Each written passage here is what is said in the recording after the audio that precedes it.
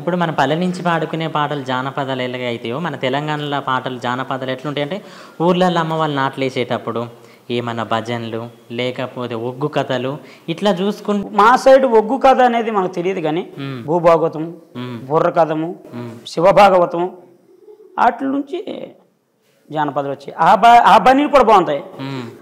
పెద్ద పులి కంఠం ఎలా దాటించిదివి, పెద్ద పులి కంఠం ఎలా దాటించిదివి, పెద్ద పులి కంఠం ఎలా దాటిదివి ఎలా దాటిదివి, పెద్ద పులి కంఠం ఎలా దాటిదివి ఎలా దాటిదివి, బంతి పూలు తెచ్చాను దేవి మంతి పూలు తెచ్చాను దేవి అని చెప్పి శివభాగవతం అని చెప్పి ఆ బాణీలు కూడా సూపర్ అండి. భూభాగవతం అని చెప్పి మహానుభావులు వంగపల్లి ప్రసాద్ గారు అతను రచించారు. దానికి చైతన్యాన్ని తీసుకొచ్చారనమాట. అది ఇప్పుడు కొద్ది కనుమరుగైపోయింది. నేను బుర్రకథ 3000 స్టేజ్లు ఆడాను. ఎన్ని జానపదాలు పాడి ఉంటానండి. మా మేసర్ ఎన్ని జానపదాలు సేకరించి ఉంటారు. జయం బుర్రకథ, గరులక్ష్మి గారు బుర్రకథ, ఇంకా అసలు బుర్రకథకే గణపతి కుమ్మర మాస్టర్ గారు బుర్రకథ. మా మేసర్ మరి వాళ్ళ నాన్నగారు డొంకాడ లక్ష్మణరావు గారు అని చెప్పి ఎంఏ హిందీ పండిట్.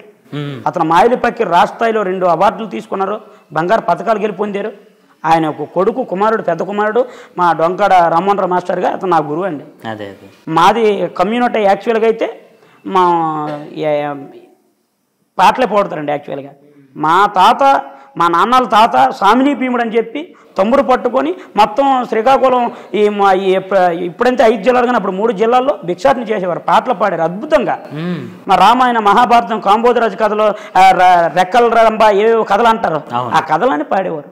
అట్లా పుట్టుకొచ్చినాయి మొత్తం. అది మా సైడ్ జానపదాలు ఉంటాయి. అంజాట్ నుంచే మీకు ఎవరు చెప్పారు సార్ అంజాట్ నుంచే వచ్చాయి అని చెప్పి? అట్లా తెలుసు నాకు. ఇక లేదు జానపదం అనేది ఊర్ల పల్లెల నుంచి వస్తాయి. అవునవును. ఒగ్గు కథలు మా సైడు. అంజాట్ అనేది నాకు ఒక 2-3 సంవత్సరాల కిందట తెలిసింది అంజాట్ అంటారు అని చెప్పి. మీరు అడుగుతున్నారు ఇప్పుడు కొత్తగా. అంటే ఉత్తరాంధ్రలో ఉన్నటువంటి కళ నాకే సరిగా తెలియదు, మీరు అంటారు అని చెప్పి. నేను ఒక కళాకారుని కాబట్టి తెలుసుకున్నా. ఈ మధ్య నేను అటు పక్క ఈవెంట్ చేస్తే అంతే. నేను యాక్చువల్గా నాకు తప్పుడుగులు చిన్నప్పటి నుంచి తెలుసు. ఎందుకంటే నేను బుర్రకథలో పాడుతాను, గుల్లాడ పాటలు నేను పాడుతాను, అట్లా ఆదరణ అట్లా ఒక రిథము ఎలా డ్యాన్స్ అనేది తెలుసు. కానీ లైవ్ అయితే నేను అంజాట ఇప్పుడు చూడలేదు, ప్రమాణ పూర్తిగా నేను ఇప్పుడు చూడలేదు. అంజాట మీరు ఇలా పాడుతూ అని చెప్పి ఆ మధ్య నారాయణ నాకు ఆ సొంత వాళ్ళే తెలుసు నాకు బాగా.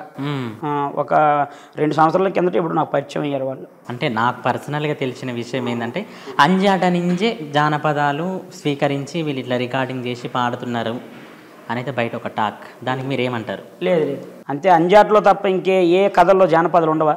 ఉంటాయి. మీరు అడిగారు బాగానే. ఇంకే కథలో బుర్రకథలో జానపదాలు ఉండవా? ఉంటాయి. కోలాటంలో జానపదాలు ఉండవా? జానపదం మొత్తం ఇంపులు ఉండవా? గుల్లాట్లో జానపదాలు ఉండవా? బోనీల పాటలో జానపదాలు ఉండవా? ఉంటాయి. మరి జానపదం అనేది ఒక ఆటకి పరిమితం కాదండి. ఒరిజినల్గా జానపదం పని చేసుకున్నప్పుడు పుట్టేది జానపదం. ఒక ప్రవృత్తిగా మార్చుకునే పోతున్నటువంటి కళ నుంచి పుట్టుకొచ్చింది కాదు జానపదం. అవునా కాదు? అదైతే వాస్తవం. అది ఆ బాణీలు తీసుకుని ఉడుపులు ఉడిసినప్పుడు, దుక్కు దున్నేటప్పుడు, నాట్లు వేసేటప్పుడు అది జానపదం. మీరు ఇప్పుడు అన్నారు కదా నాట్లు వేసేటప్పుడు కానీ అట్లా ఏదైనా ఒక పాట. అమ్మ నోమి నోమిన్నాల 9 బల నోమిన్నాల బల 9, అమ్మ నోమి నోమిన్నాల 9 బల నోమిన్నాల బల 9, అమ్మ కాకరా చెట్టు కింద 9 నేను కంచాలే దోముతుంటే 9, ఆ ముండా కాకరాగు 9 నా కాలు మీద పడ్డది 9, నా కాలోసిపోయింది 9, నేనేము చేతునమ్మ 9, వాడు పక్కనే ఉన్నాడు 9, వాడు పట్టించుకోలేదు 9, వాడు పక్కనే ఉన్నాడు 9, వాడు పట్టించుకోలేదు 9, అమ్మ నోమి నోమిన్నాల 9 బల నోమిన్నాల బల 9, ఆ వాకిటి పూసిన వడంబారాలు వడంబారాలు మల్లెలమ్మ, సోమవారం నాడు సోమనాయుడో ఓరు సోమనాయుడా, అమ్మ గాబుదేతకి అల్లమన్నది. ఇవన్నీ ఆ తరుణంలో పుట్టిన పాటలు.